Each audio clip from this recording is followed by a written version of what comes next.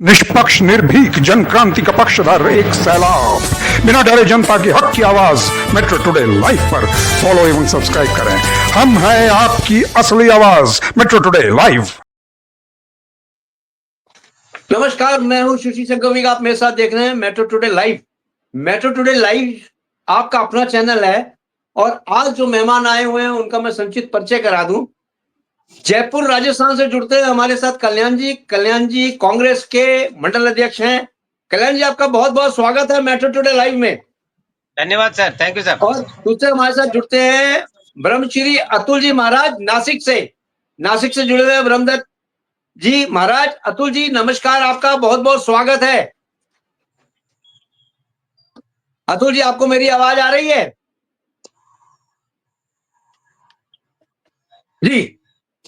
जी आप अतुल जी आ रही। ठीक है। अतुल जी, आपको मेरी आवाज आ रही है? बहुत बढ़िया। कल्याण जी, आपको भी मेरी आवाज आ रही है? आ रही है सर, बिल्कुल। कल्याण जी, आज का जो टॉपिक है वो है भारत का संविधान। 26 नवंबर 1949 को पारित हुआ था और 26 जनवरी 1950 में ये लागू कर दिया गया था।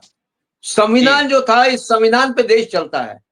1946 में संविधान की पहली बैठक हुई थी। जब 1940 में पहली बैठक हुई थी, उसके तत्काल बाद देखिए कितनी बड़ी घटना। तत्काल बाद देश के दो विभाजन हो गए, एक तरफ भारत, दूसरी तरफ पाकिस्तान। यानी भारत के दो टुकड़े हो गए, यानी भारत और पाकिस्तान। और इस समय भी मिस्टर पीएम मोदी संविधान पे बोल रहे हैं और बहुत बड़ा भाषण चल रहा है संविधान पे। इस संविधान को कब कब कांग्रेस ने चेंज किया, कब कब इसकी धज्जियां उड़ाई और कब कब इसमें क्या क्या किया, ये सारा कुछ बता रहे हैं पटल पे। और 1971 में तत्कालीन प्रधानमंत्री श्रीमती इंदिरा गांधी जो थी, उस समय जब लगा था, क्या लगा था कल्याण जी, क्या लगा था उस समय? इमरजेंसी। जब इमरजेंसी लगा था तो उस समय जो अदालत की रूपरेखा आई थी, अदालत के जो आई थी, अदालत के इंदिरा गांधी ने पर काट दिए और संविधान को चेंज करके रख दिया। तो संविधान पे आज भी हो रहा है चर्चा। कल्याण जी, मैं आपसे ये पूछना चाहता हूं कि संविधान को इतनी बार कांग्रेस को चेंज करने की क्या पड़ी थी? क्यों बार बार संविधान को चेंज किया जा रहा था? जबकि हाँ, बोलिए बोलिए, इसके बाद मैं बोलूंगा आपसे। जी बोले। देखिए, मैं आपके माध्यम से कहना चाहूंगा कि संविधान को चेंज नहीं किया जाना था। जैसी जैसी परिस्थितियां होती है वैसा वैसा कार्य हर गवर्नमेंट करती है। अभी रिसेंटली आप देख लीजिए कि कश्मीर में धारा 370 में अमेंडमेंट क्यों किया गया, तो कोई कारण का कोई रीजन नहीं है। अभी जी ने जो है नोटबंदी क्यों करी, तो इसका कोई कारण नहीं है। तो ये बहुत सारी चीजें ऐसी होती है कि संविधान में देश की सुरक्षा का काम होता है या देश की सुरक्षा के लिए या देश के हित के लिए कोई अगर आवश्यकता होती है तो उसमें सर्वसम्मति से चेंजेस किए जाते हैं और आज भी चेंजेस होते हैं। तो उस वक्त 1946 के बाद में जब बैठक हुई और इंडिया के जो 1947 में दो टुकड़े हुए, भारत और पाकिस्तान, उस वक्त जो परिस्थितियां इंडिया की वो थी कि भारत के पास में कुछ भी नहीं था। इवन ये है कि आपके पास में न रोजगार का साधन था, न रहने का साधन था, न ट्रांसपोर्ट का साधन था, न शिक्षा का साधन था और न अन्य कोई सुविधाएं थी। तो इन सुविधाओं को पब्लिक में देने के लिए और पब्लिक की मूलभूत आवश्यकताएं होती है, उनकी पूर्ति करने के लिए इसमें कुछ संशोधन किए गए थे और मैं मानता हूं कि वो हर एक शासक को करने पड़ते हैं और करने चाहिए। अब यहाँ पर जो है आप मोदी जी का जिक्र कर रहे हैं, तो मोदी जी यहाँ पर जो है संशोधन नहीं कर रहे हैं। मोदी जी सिर्फ नाम बदल रहे हैं, वो देश का नाम बदल रहे हैं, जगह के नाम बदल रहे हैं, शहर के नाम बदल रहे हैं, रोड के नाम बदल रहे हैं, स्टेडियम के नाम बदल रहे हैं। और आज भी सबसे बड़ी विडंबना यह है कि आज 16 दिसंबर 1971 को भारत ने और भारत की सेना ने पाकिस्तान के 93,000 93,000 सैनिकों को घुटनों पे टिकाया था और उनसे माफी मंगवाई थी और पाकिस्तान के 2 टुकड़े करे थे, जिनमें एक बांग्लादेश है और एक पाकिस्तान है। मगर बड़े दुख के साथ कहना पड़ रहा है कि आज शौर्य दिवस मनाने की बजाय आज उन सैनिकों का अपमान किया जा रहा है और उनकी जो तस्वीरें थी, जो ब्रिगेड माणक शाह जो थे, उनकी तस्वीर थी, हमारे सैनिकों की तस्वीर थी और जिन जिन लोगों ने देश हित में कार्य किया, वो सेना मुख्यालय से आज उनकी तस्वीरें हटाई गई है। जो अपने आप को देशभक्त कहते हैं, वो सैनिकों का अपमान कर रहे हैं और अपने आप को देशभक्त कहते हैं। ये संविधान जी के साथ में खिलवाड़ है। की कमियां निकालना बहुत आसान है, मगर आदमी अपनी कमियां जो है ना छुपाने के लिए दूसरे पे दोषारोपण करते हैं और आज वही स्थितियां होती है। वही ये लोग बात कर रहे हैं कि कांग्रेस जी ने क्या क्या किया और कांग्रेस ने क्या क्या नहीं किया। तो मैं आपके माध्यम से सारी जनता को या 144 करोड़ लोग को देख रहे हैं, उनको कहना जी चाहूंगा कि वो सत्यों को जाने। जो सत्य तथ्य है, जो शुद्ध तथ्य है, उनकी छानबीन करे और जुमलेबाजी में नहीं आए, क्योंकि जुमलेबाजी कर करके इन्होंने देश का सत्यानाश कर दिया, संविधान को खत्म कर दिया। आज संविधान का कहीं कोई लेना देना नहीं है। ठीक संविधान को इस तरह की क्या कर दी कि न आज हमारी जुडिशल जो है, हमारे न्यायाधीशों में विश्वास रहा है, न हमारे इलेक्शन पे विश्वास रहा है, न हमारे इलेक्शन कमीशन पे विश्वास रहा है, न नेताओं की बातों पर विश्वास रहा है। जनता भ्रमित है, जनता इस तरह की स्थिति में है कि जनता डरी हुई है, सहमी हुई है और वो देखना आवाज चाहती क्लियर है नहीं आ रही कि है, फंस हमारा रहा क्या है। होगा। क्योंकि जैसी जनता जी बोलिए बोलिए। जी कल्याण जी आपके पास से दोबारा आऊंगा। थोड़ी सी आपकी आवाज में गड़बड़ हो रही है, थोड़ा आप चेक कर लें अपनी वॉइस, अपना साउंड चेक कर लें। ब्रह्मदत्त पुरी जी हमारे साथ जुड़ चुके हैं। ब्रह्मदत्त पुरी जी जुड़ते हैं हमारे साथ प्रयागराज से।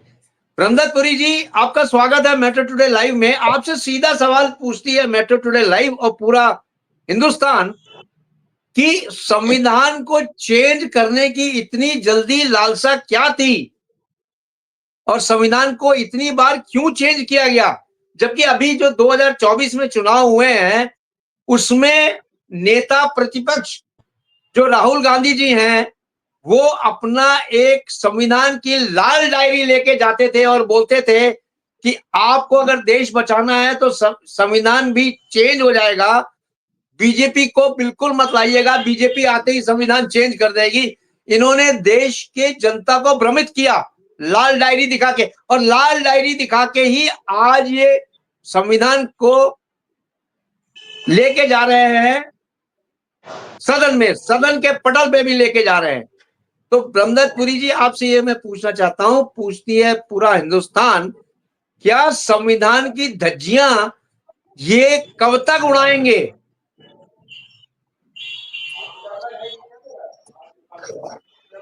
जी ब्रह्मदत्त जी आपको आवाज आ रही है मेरी?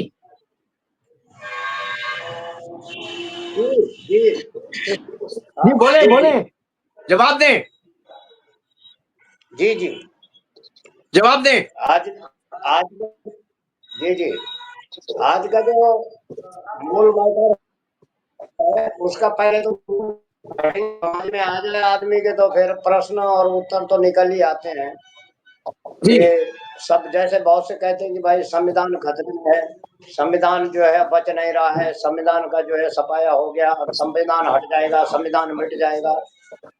तो अपने स्वार्थ के लिए इस तरह को जनता के साथ जनता को दिग्भ्रमित करना भी एक बहुत बड़ा अपराधजनक है। झूठ बोलना यानी जो बात है ही नहीं, जो है नहीं मामला, वो ऐसे ओपन करके और लोगों में दिग्भ्रमित करके फैलाया गया, तो वो भी अच्छा नहीं है।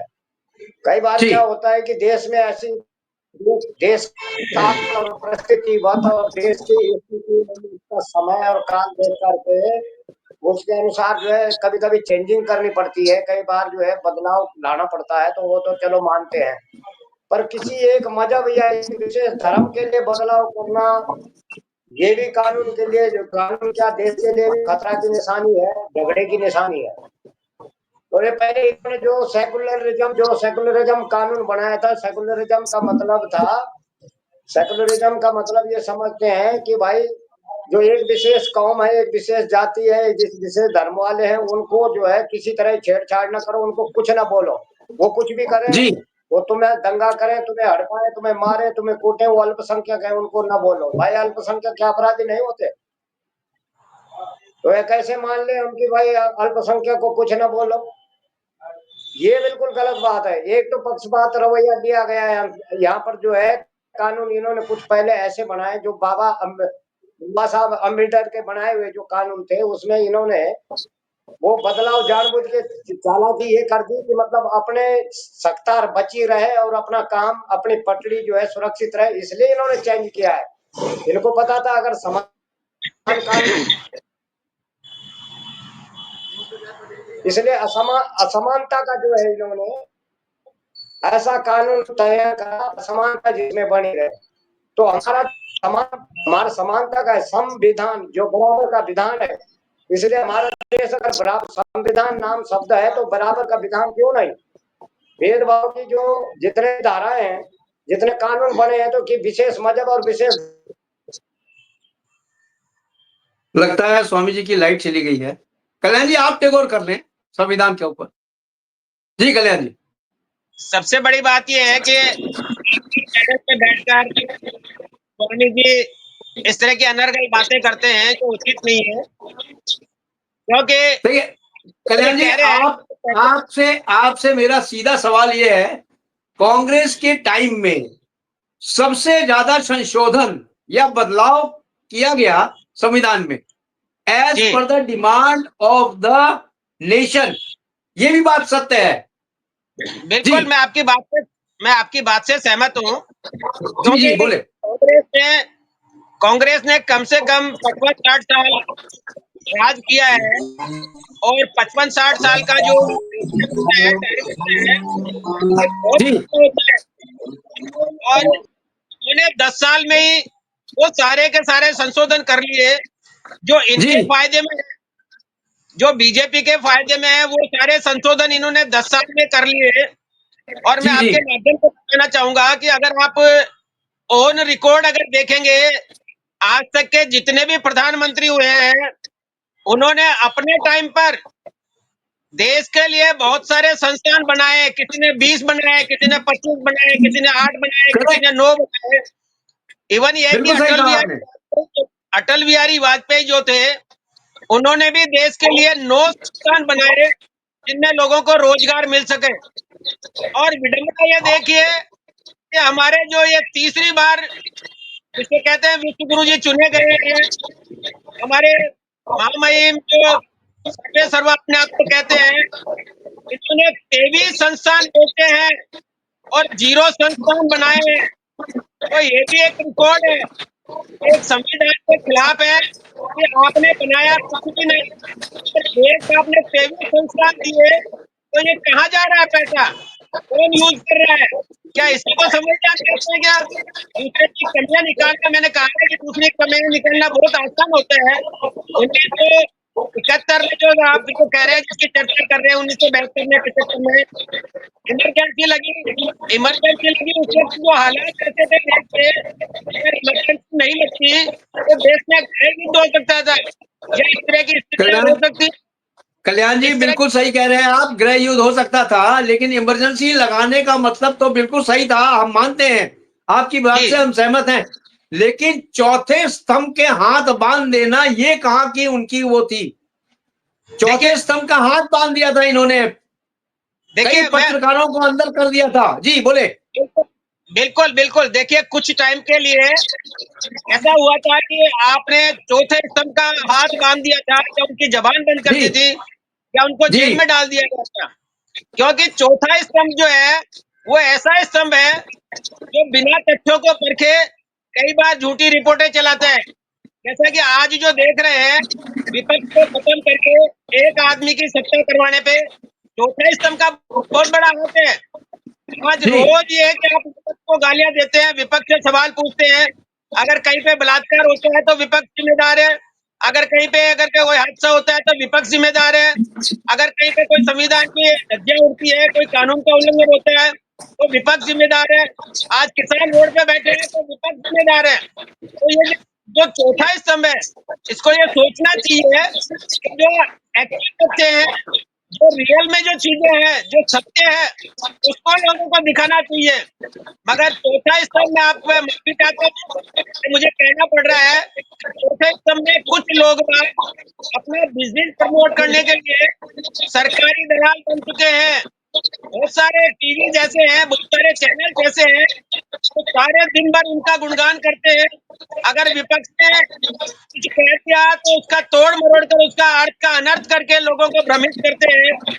ऐसा कि मैं आप बता दूं, आज का एक वाक्य है, आज संसद में प्रियंका जी ने कहा कि हम जो है बांग्लादेश पे चर्चा करवाना चाहते हैं, और आपने जो शौर्य दिवस था वो पाकिस्तान को घुटनों पे 93,000 सैनिकों को सरेंडर करवाया था, उनकी फौज में आपने हटाकर सैनिकों का अपमान किया है, इस पर चर्चा करना चाहते हैं।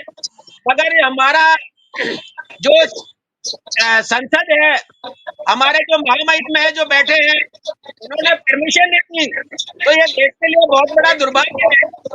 जो भी सदन में बैठता है, सभापति होता है, वो देश का होता है, वो किसी पार्टी का नहीं होता है। तो जहां पर ये कि पार्टी पॉलिटिक्स में अगर मान लो सभापति इन्वॉल्व हो जाए तो उस देश का क्या होगा, ये तो ईश्वर जानता है। मगर ये सब बड़ी दुर्भाग्यपूर्ण चीजें हैं, देश के लिए घातक है। सभापति एक साइड निर्णय ले, अगर किसी ने सत्ता पक्ष से कुछ मुद्दा उठाना चाह तो आप उसको परमिशन दे रहे हैं, और विपक्ष अगर कुछ पूछना चाह रहा है तो उसको आप दबा रहे हैं। तो ये चीजें ठीक नहीं है। जी कल्याण जी, एक बात बताएं जी कि संविधान को जेब में रख के आते हैं विपक्ष पार्टी, जो है संविधान को जेब में रख के आते हैं और संविधान को लहरा लहरा के बताते हैं कि संविधान को ये हो रहा है, संविधान के अंदर ये हो रहा है। संविधान पूछता है पूरा हिंदुस्तान, क्या संविधान में अभी कौन सा ऐसा अमेंडमेंट कर दिया है बीजेपी ने जो कि नेता प्रतिपक्ष बार बार संविधान की कॉपी लहराते हैं सदन में? देखिए, सदन में लहराने का तात्पर्य सिर्फ ये है कि वो समझाना चाह रहे हैं कि संविधान के थ्रू देश चलेगा। आप अपनी मर्जी से जो चीजें कर रहे हैं वो नहीं करें। अगर विपक्ष कमजोर होता है तो ये मान के चलिए कि तानाशाही बढ़ती है, देश में जी जी, बेरोजगारी बढ़ती है और देश कमजोर होता है। तो बिल्कुल सही कहा। जेब में जो संविधान की प्रति लेकर आते हैं वो संविधान नहीं है, वो संविधान की सिर्फ एक कॉपी है, और वो एक दिखाने के लिए है। जनता भी समझे कि जो कानून हमारे बाबा अम्बेडकर साहब ने बनाए थे और उनके साथ चीजों ने जो सजेशन देकर उसको फाइनल किया था, देश उसके अकॉर्डिंग चलना चाहिए। देश ऐसा नहीं है कि आप बैठकर जो कह रहे हैं वो सर्व सत्य है, क्योंकि देश में, और जैसा ये कहते हैं कि सेकुलर सेकुलर सेकुलर, तो सेकुलर का ये मतलब नहीं समझते। सेकुलर का मतलब होता है धर्म समावना, यानी कि जितने भी लोग जो रह रहे हैं हमारे देश में रह रहे हैं, उनको अपनी इच्छा से, स्वेच्छा से अपना धर्म का पालन करना, अपनी पूजा पाठ करना और अपने जो दिनचर्या के कार्य हैं तो स्वेच्छा से अपनी मर्जी से कर सके, वो सेकुलर होता है। अगर इन्होंने सेकुलर का अर्थ ही निकाल दिया, इन्होंने डाइवर्ट कर दिया, और इसमें सबसे बड़ा हाथ है चौथे स्तंभ का। अभी चाहता हूँ आप भी चौथे स्तंभ में आते हैं, मगर आप उनमें से नहीं है।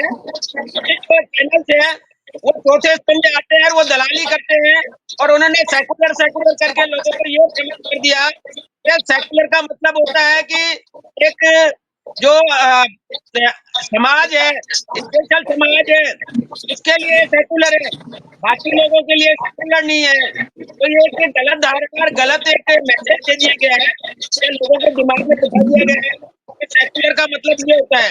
सेकुलर का मतलब होता है धर्म संभावना, यानी कि हर आदमी को अपने धर्म का पालन करने का पूर्ण अधिकार है और वो कर सकता है, वो अपनी पूजा पाठ कर सकता है। और इसीलिए एक जो वर्शिप एक्ट जो उन्होंने लागू किया था 15 अगस्त 1947 को, वो इसीलिए करा था और सबने मिलकर किया था। अकेली कांग्रेस को बस का काम नहीं है, जब तक ये कि संविधान में अगर उसका संशोधन नहीं करे या संविधान से सहमति नहीं हो तो उसको कोई मायना नहीं रखता है। जब मिलकर ये कहा था कि भाई जो चीज जहाँ पर है जैसी है उसको उसी स्थिति में रहने दिया जाए, ताकि आगे जाकर डिवाइडेशन नहीं हो, झगड़े नहीं हो। क्योंकि 1947 में हमने वो मंजर देखा है जिसमें धर्म के नाम पर दोनों साइड के लोगों की हानि हुई थी, और उन दोनों साइड की हानियों को देखते हुए सारे देशवासियों ने, सारे नेताओं ने मिलकर ये वर्शिप एक्ट लागू किया था, ताकि आगे इस तरह की परिस्थितियां क्रिएट नहीं हो। मगर अब आप देखिए कि कोर्ट का आदेश आने के बावजूद भी ये लोग बाग जो है ना उसको उकसा रहे हैं, क्योंकि धर्म को राजनीति में ला दिया है, और राजनीति और धर्म दोनों अलग अलग है। आदमी को राजनीति अपनी जगह है, धर्म अपनी जगह है। धर्म अपनी आस्था का कारण होता है, जिसकी जिसमें आस्था है। कोई आदमी, मैं आपको बताना चाहूंगा कि कोई आदमी पेड़ को पूजता है, कोई पत्थर को पूजता है, कोई ईश्वर को पूजता है, कोई सूर्य को पूजता है, कोई चांद को पूजता है। ये उसकी स्वेच्छा है, उसकी जहाँ इच्छा होगी वो उसको पूजेगा। आप पर्टिकुलर किसी को एक प्रेशर नहीं डाल सकते, उसको आदमी को ये नहीं कह सकते कि आप यही काम करोगे। अगर यही काम करना है तो वहाँ पर फिर वो है सब धर्म, सब चाहे वाली स्थितियां खत्म हो जाती है और हमारा संविधान भी खत्म हो जाता है, उसका कोई महत्व नहीं रहता। इसलिए अगर ये चाहते हैं कि इस तरह की स्थितियां हो तो पहले बैठ के सलाह करें, संसद में विचार विमर्श करें, विचार विमर्श करके उसमें जो अमेंडमेंट करना है, तो उसमें रद्द बदल करना है वो करे, उसके बाद में देश चलाए। कौन मना करता है? क्योंकि जी नेता देश चलाते हैं, संसद देश चलाती है, वहां पर हम देश नहीं चलाते। तो अपनी इच्छा से किसी को छोड़ देना है, किसी को पकड़ लेना या किसी को दोषी का करार दे देना और किसी दोषी को निर्दोष करार दे देना, ये चीजें नहीं है। जी जी, तो कल्याण जी, मानना चाहिए जी, हाँ बोलिए बोलिए बोलिए बोलिए मेरा तो मानना चाहिए कि देश संविधान से चलता है और संविधान से ही चलना चाहिए। संविधान में जो कानून बने हैं, नियम बने हैं, उनके थ्रू ही आदमी को गलती करने पर पनिश किया जाता है और उनके थ्रू ही आदमी को निर्दोष होने पर छोड़ा जाता है। क्योंकि अगर संविधान नहीं होगा तो किसी की जमानत नहीं होगी, और जमानत नहीं होगी तो वो दोषी होगा, वो पड़ा रहेगा बिना संविधान के। इसलिए संविधान से ही देश चलना चाहिए, संविधान से ही सारा कार्य होना चाहिए। आज संविधान के थ्रू आज जो हमने डिसाइड कर रहा है कि 5 साल में गवर्नमेंट चलेगी, 5 साल। अगर संविधान नहीं होगा तो आदमी 10 साल चलाएगा, 15 साल चलाएगा, क्योंकि संविधान तो है नहीं, नियम कुछ है नहीं। इसलिए संविधान बहुत मस्ट है और संविधान की पालना करना सारे देश का, नेताओं का और जनमानस का कर्तव्य है। कल्याण जी, आप इस बात को मानेंगे कि भारतवर्ष ही एक ऐसा देश है जहां पे डेमोक्रेसी है और सबको बोलने की इजाजत है, सबको सबके लिए बोलने की इजाजत है, लेकिन संविधान के नीचे बोले, संविधान को ऊंचे नहीं बोले, संविधान के नीचे नीचे बोलिए, संविधान को पार करके नहीं बोलना है। और इसकी कुछ मर्यादा भी होती है, जो मर्यादा विपक्ष काफी कुछ लांघ चुका था। ये अभी जो चुनाव हुआ है उस चुनाव में बहुत सारी ये जो चीजें थी विपक्ष पार्टी बहुत सारा लांघ चुकी थी, और यहां तक इन्होंने बोल दिया था। हाँ बोलिए बोलिए बोलिए। मैं आपसे ये जानना चाहता हूँ कि मुझे एक आध उदाहरण दे दें आप कि विपक्ष ने कहा संविधान की उल्लंघना की है। एक विपक्ष ने एक संविधान के लिए ये बोला था, पूरे देश में घूम के ये वहां पे लहरा लहरा के बोला था कि बीजेपी अगर 400 के पार जाती है तो संविधान चेंज हो जाएगा। बिल्कुल संविधान चेंज हो जाएगा, और चेंज हो जाने के बाद आप लोगों को धाराशायी कर दिया जाएगा, इसलिए उसको न जिताए। ये एक तरह से गलत मैसेज दिया गया था। ये बीजेपी के कुछ मंत्रियों ने ये कहा था कि हमको 400 पार दे दीजिए, हम संविधान बदलना चाहते हैं। बीजेपी के कुछ लोगों ने मीटिंग में अनाउंस किया है। कल्याण जी आप बिल्कुल सही कह रहे हैं, धरातल पे आप बिल्कुल सही कह रहे हैं कि कुछ ने बोला था, उन कुछ में से उन रिकॉर्ड्स के बिहार पे ही कांग्रेस ने जनता को ये कहा था कि ये आदमी इस तरह के बोल रहे हैं, अगर 400 पार इनको सीटें मिल गई तो ये संविधान बदलेंगे। उसने कोई गुनाह नहीं किया। अगर आदमी कोई कहता है कि मैं आपको मारूंगा और उसको सचेत कर दिया जाए कि ये तो आपके लिए कह रहा है कि आपको मारेगा, तो ये उल्लंघन नहीं कल्याण है। कल्याण जी, नेता प्रतिपक्ष ने तो ये भी बोला था, राहुल जी ने, कि हम जीतेंगे या नहीं जीतेंगे, आपके अकाउंट में इतने पैसे आएंगे। क्या पैसे दिए गए देखिए, बोलने को तो हमारे महिलाओं को? प्रधानमंत्री बन गए। उन्होंने कहा था कि 15-15 लाख रुपए देंगे, 2 करोड़ नौकरियां देंगे। 2 करोड़ नौकरियां दे दी उन्होंने। आज 10 साल 11 साल उनको हो गए। क्या गुना 22 करोड़ आदमियों को नौकरियां मिलने की चाहिए थी। अगर रिवर्स हुआ है, 22 की बजाय 32 करोड़ 45 करोड़ लोगों को बेरोजगार कर दिया है, तो बोलना एक अलग बात है और संसद में बोलना अलग चीज है, क्योंकि ये सब जुमलेबाजी है। माननीय गृह मंत्री साहब ने, अमित शाह जी ने कहा है, ऑन रिकॉर्ड है, और टीवी पे एक आपके पत्रकार का इंटरव्यू में कहा है कि ये सब जुमले हैं। उन्होंने स्पष्ट कहा है कि ये सब जुमले हैं। ऐसे कोई 15 करोड़ रुपए दे देता है किसी को, तो ये तो माननीय हमारे गृह मंत्री साहब का स्टेटमेंट है, फिर इसमें विपक्ष कहाँ से दोषी हो गया। तो ये चीजें तो है कि जनता को गुमराह करने के लिए मोदी जी कहते थे कि आपकी भैंस को ले जाएंगे, कल्याण जी, छीन ले जाएंगे। कल्याण जी, अमित शाह जी ने किस टीवी इंटरव्यू में बोला है कि जो भी हम बोल रहे हैं वो जुमले हैं? क्या उस टीवी इंटरव्यू का आप बता सकते हैं नाम? किस बिल्कुल चैनल में बिल्कुल अमित शाह जी ने? जी बोले। बिल्कुल, एक एनडीटीवी है। एनडीटीवी के एक एंकर ने उनका इंटरव्यू लिया है और स्पेशल इंटरव्यू है। आप गूगल पे सर्च करेंगे अमित शाह जी के नाम से, वो आपको मिल जाएगा। और इसमें उन्होंने कहा है कि ये, उन्होंने स्पष्ट पूछा कि आपने घोषणा करी थी कि 2 करोड़ आदमियों को नौकरी देंगे या 15 लाख रुपए नकद देंगे। तो अमित शाह जी ने स्पष्ट कहा है कि ये सब चुनावी जुमले हैं, इनका कोई लेना देना नहीं है। और आप सर्च कर लीजिए, अगर आपको नहीं मिलता है तो मैं आपको सर्च करके दे दूंगा। तो ये स्पष्ट है। बहुत सारे टीवी के पास में गूगल पे भरे पड़े हैं ऐसे। इसलिए जो ये कहते हैं वो करते नहीं, और जो करते हैं वो कहते नहीं। क्योंकि जी पहले प्रधानमंत्री है जिन्होंने 12 साल में किसी मीडिया को इंटरव्यू नहीं दिया, किसी मीडिया को बुलाकर कॉन्फ्रेंस नहीं करी। ये पहले प्रधानमंत्री है जो अपने आप को कहते हैं कि हम विश्व गुरु हैं। तो जो विश्व गुरु है और जिसकी पूरे इंडिया में धाक है, पूरे विदेश में धाक है, पूरे विश्व में धाक है, वो आदमी चौथे स्तंभ से क्यों डरता है और चौथे स्तंभ को बुलाकर इंटरव्यू क्यों नहीं देता है? अगर उसकी इतनी पॉपुलरिटी है, इतना ही नाम है, इतना कोई प्रेम है, तो बुलाए मीडिया को और कहे कि देखिए मैंने ये किया इंडिया के लिए, आपको गर्व होना चाहिए, आप गर्व के साथ ये चीजें दिखाइए, तो हमारे को भी गर्व होगा कि हमारे प्रधानमंत्री ने हमारे लिए ये काम किया है। मगर बड़े अफसोस के साथ में आपके साथ मीडिया, आपके माध्यम से कहना पड़ रहा है कि इन्होंने पूरे 10 साल 12 साल में एक मीडिया वालों को बुलाकर बाइट नहीं दिया, कॉन्फ्रेंस नहीं करी, अपने स्टेटमेंट नहीं दिए। ये सबसे बड़ी कल्याण पहले वाला कल्याण जी, टाइम और है। भी नेता लोग हैं, वो तो कर रहे हैं ना प्रेस कॉन्फ्रेंस। अगर हमारे देखिए, प्राइम मिनिस्टर जी ने प्रेस कॉन्फ्रेंस नहीं की है तो बाकी लोग तो कर रहे हैं, बाकी जो प्रवक्ता हैं वो तो बोल रहे हैं ऑन बिहाफ ऑफ बीजेपी। देखिए, प्रवक्ता से कोई मतलब नहीं है। देश का मुखिया है प्रधानमंत्री, देश का मुखिया होता है प्रधानमंत्री, देश में एक ही होता है। मंत्री और संतरी तो 50 मिल जाएंगे आपको, आपको फिर अलग अलग आप क्या चाहते हैं? प्रधानमंत्री जी केवल आके चौथे स्तंभ में इंटरव्यू देते रहे और नहीं अपनी दिया। गणना बताते रहे कि हमने ये किया, हमने ये किया।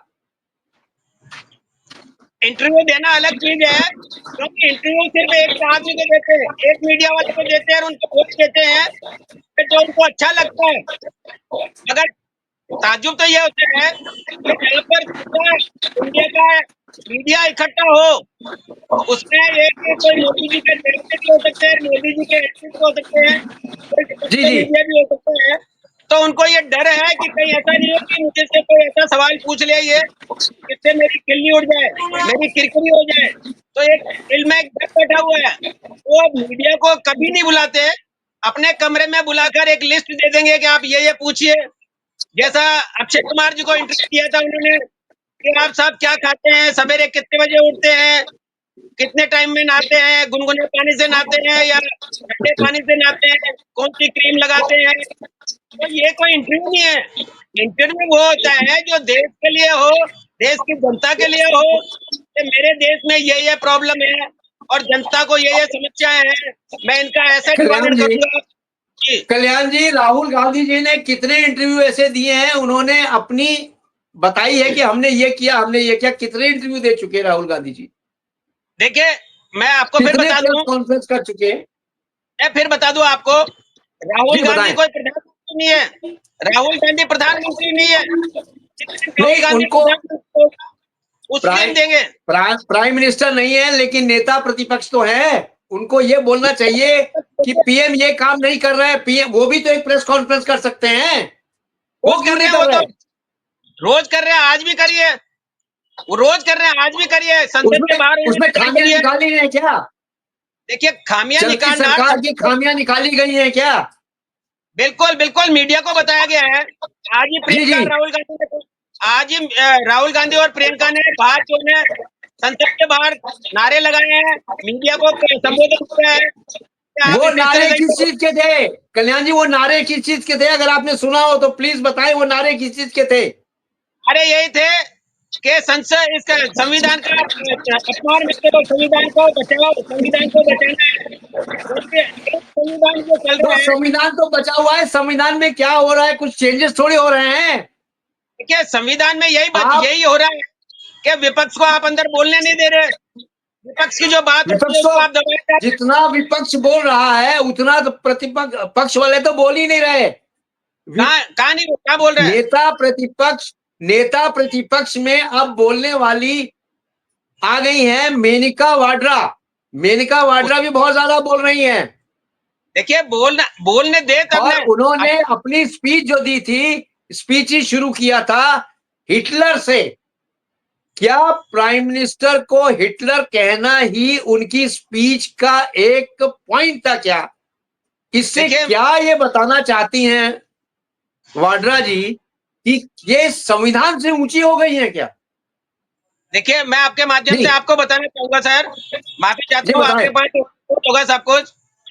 पिछले 5 दिन से 7 दिन से संसद नहीं चल पा रही थी, क्योंकि जी ये चाहते थे कि पहले अडानी पर इन्होंने एप्लीकेशन दी। तो एक सिस्टम होता है, सिस्टम के जी थ्रू जी इन्होंने जो है कुछ पे एप्लीकेशन दी, उनको चर्चा करने की कोशिश करी, मगर विपक्ष जी। पक्ष वालों ने उसका बाइकाट कर दिया। नहीं करने ठीक देंगे, है। नहीं करने देंगे। फिर एक नया जुमला लिया है कि किसी सांसद के टेबल पे कुछ नोटों की गड्डियां रख दी, वो इनको बचाने पब्लिक ने उसको नकार दिया। फिर उसके बाद में एक सोरोस को लिया है, एक विदेशी जो आदमी है और बिजनेसमैन है, उसको लिया है सोरोस को। और सोरोस को लेकर फिर आरोप प्रत्यारोप करने लगे। और जैसे ही उनके लिए एप्लीकेशन लगाई, साहब ने परमिशन दे दी उनको। तो जो आदमी पहले से लाइन में लगा हुआ है, जो मुद्दे पहले से लाइन में लगे हुए हैं, आप पहले उनको करिए ना। तो ये जो पक्षपात हो रहा है, यही तो संविधान की धज्जियां उड़ाने का काम हो रहा है। और ये धज्जियां उड़ रही है, इसीलिए वो नाराज है। तो आप सिस्टमेटिक ढंग से चलिए। अगर मैं पहले आया हूँ तो मुझे पहले आप बोलने दीजिए। कोई आदमी बाद में 2 दिन बाद में 4 दिन बाद में कोई मुद्दा ला रहा है, और आप उस 4 दिन बाद के मुद्दे को पहले कर रहे हैं कि आप बोलिए। 2 आवर्स में आप उसको टाइम दे रहे हैं, कितना दे रहे हैं तब? जो स्पीकर होता है वो सर्वे सर्वे होता है, वो किसी पार्टी से रिलेटेड नहीं होता, वो देश का होता है।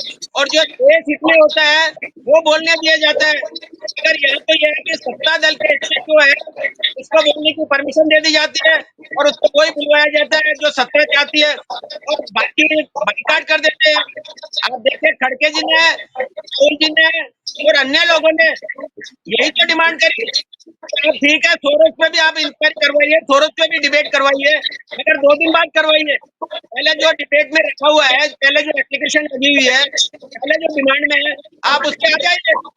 अगर वो नहीं चाहते कि अपने मित्रों की बदनामी हो और इनकी गवर्नमेंट की बदनामी हो, तो अपने मित्रों को बचाने के लिए, अपने धनाढ्य लोगों को बचाने के लिए पूरी पार्टी एक साइड में है और देश एक साइड में है। देश से कोई लेना देना नहीं है इन लोगों का।